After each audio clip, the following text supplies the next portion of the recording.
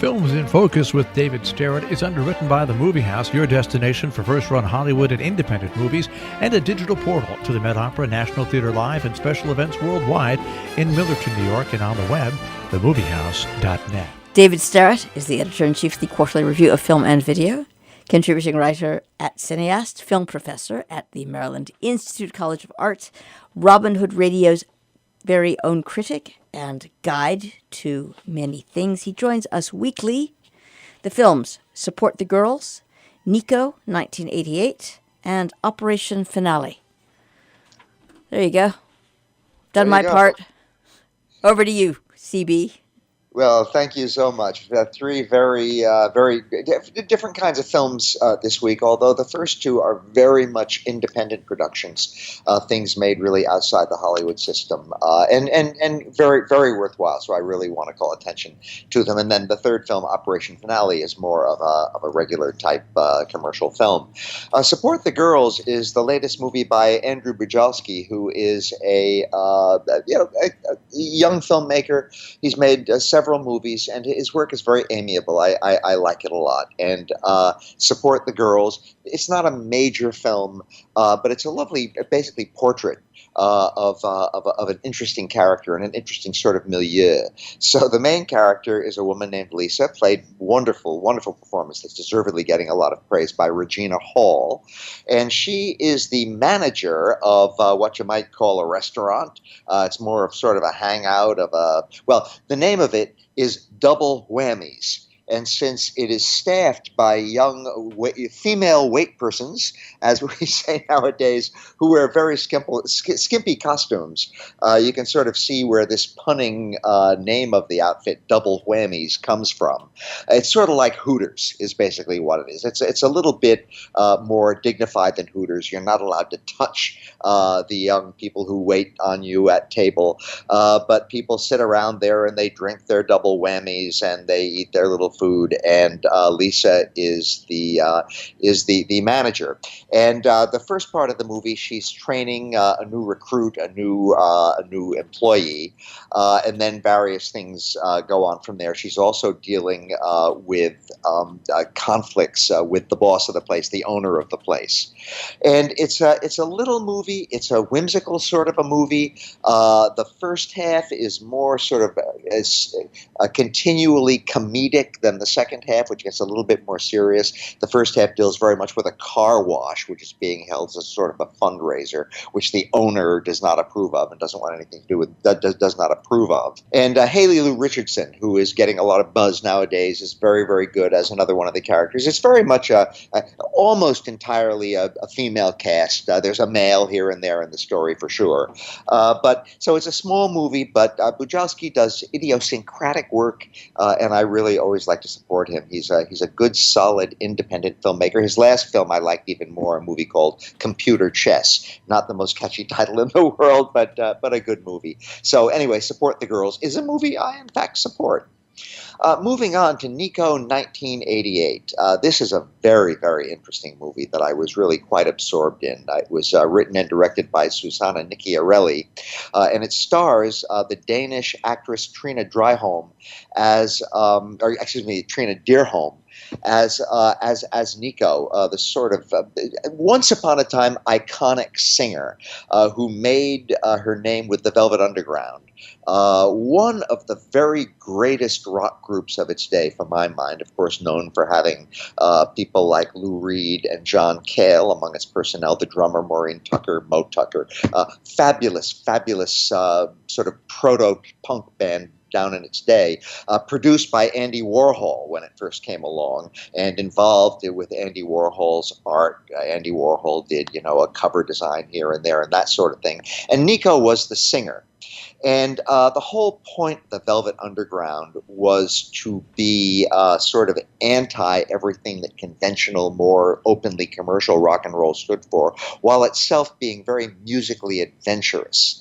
And it's a band that I still like to bases with their work every now and again. A fabulous band. And again, Nico was the vocalist when she was with the band, and then she went out on her own as a solo performer. Interesting thing about Nico, whose real name, by the way, was Christa Pofkin. She was German and then came to America. Interesting thing about her is that I think she was quite a terrible singer.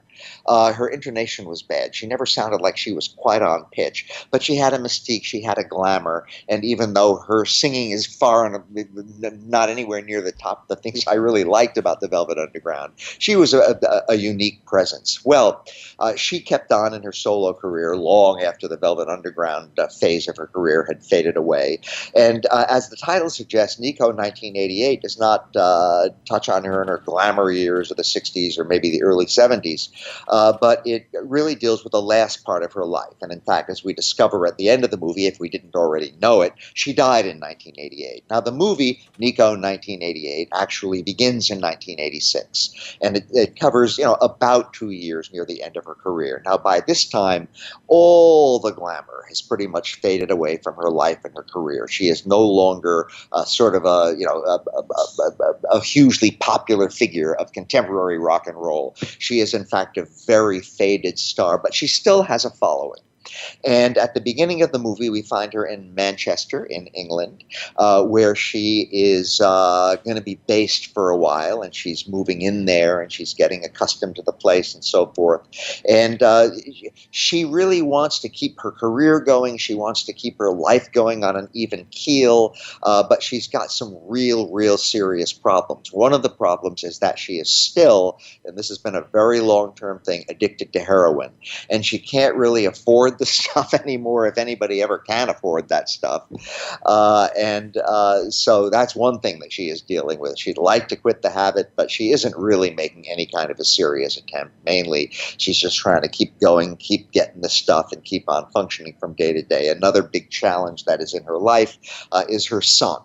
Her son, who is also a heroin addict, and the story goes that she basically brought him into heroin when he was quite young. So it's a horrifying sort of family situation. But she loves him very much, and she wants to have him be a part of her life, but this is not clear whether this is ever really going to happen or not in a meaningful way. Eventually, he does join her and her backup band on their tour. And there's various other characters, particularly her backup band, who are kind of floating around the edges of the movie and sometimes coming into center stage of the movie.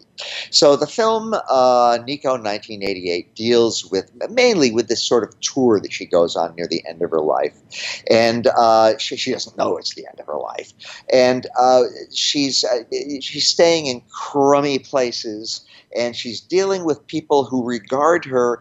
The people who book her seem to regard her as some sort of a star, but they never seem to be quite clear what sort of a star. And it's pretty obvious to everybody that she's an extremely faded star, and she just wants to keep plugging along, and there's misunderstandings right and left, but she does keep plugging along, and that is basically what the movie is showing us. So it's a downbeat movie. By the way, it's an Italian-Belgian production, so it's coming to us from Europe, and a good deal of it takes place in Europe. Andy Warhol shows up every once in a while for a brief flash of archive footage, but he's not really a character in the film because this deals with the very post-Warhol phase of her career. It's a downbeat film, but in its way, it's a sort of an optimistic film because it shows somebody who just refuses to quit and just keeps on going. Now, the main thing about this movie, and this is what critics have been saying about it, and they're completely correct, is that this is really Trina Dearholm's movie. She carries it. She's in just about every moment of it, and it's a marvelous performance. It's an utterly unglamorous performance, and yet you can see the faded star. You can see the star behind the fading, I'll put it that way. She keeps plugging along, as I keep plugging along and saying, and Dearholm makes this just so palpable.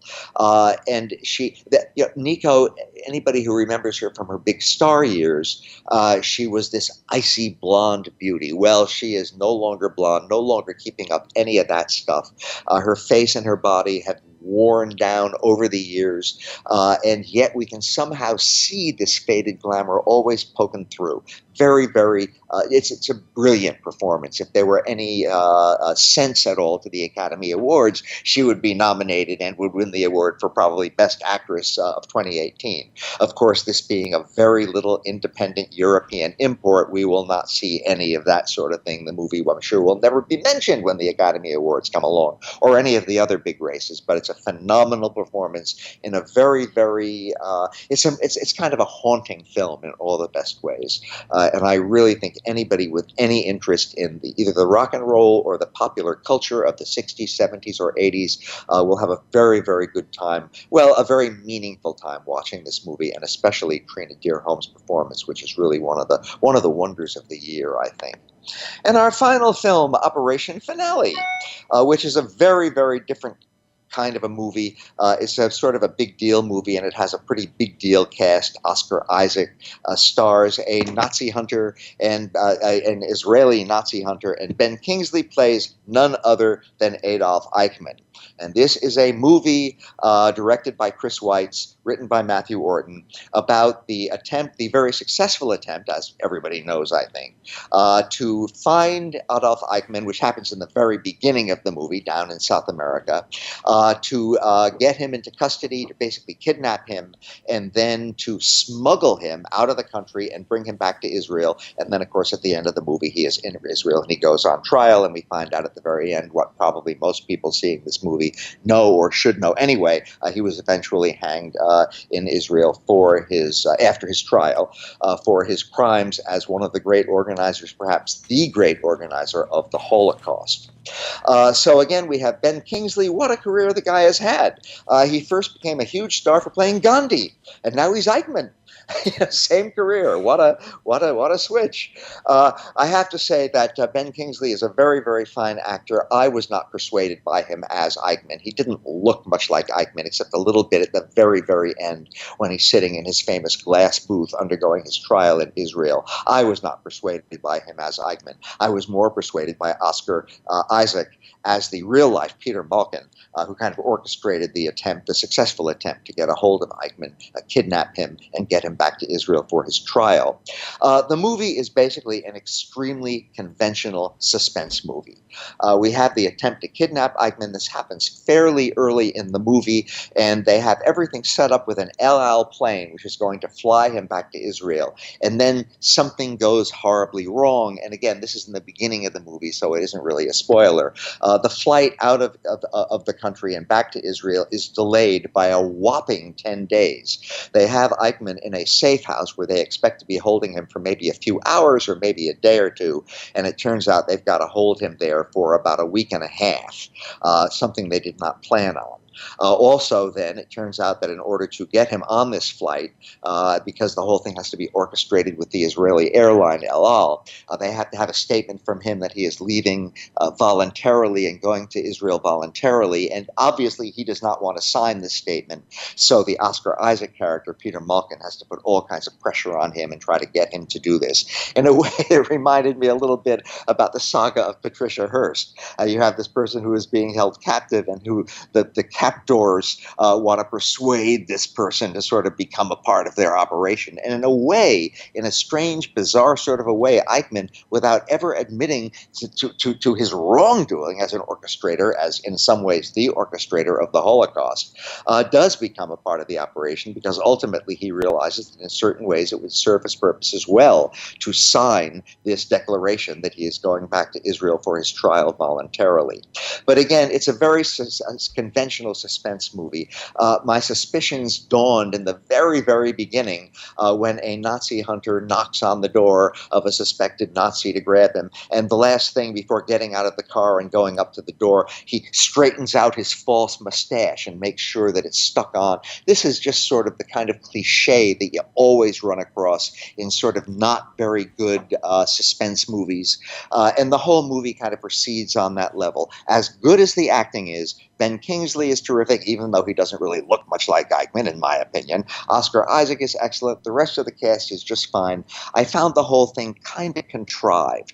Things are set up, the car's wheels get stuck in the mud just when it's time for it to tear down the road. Little things like this that are kind of cliches of the genre.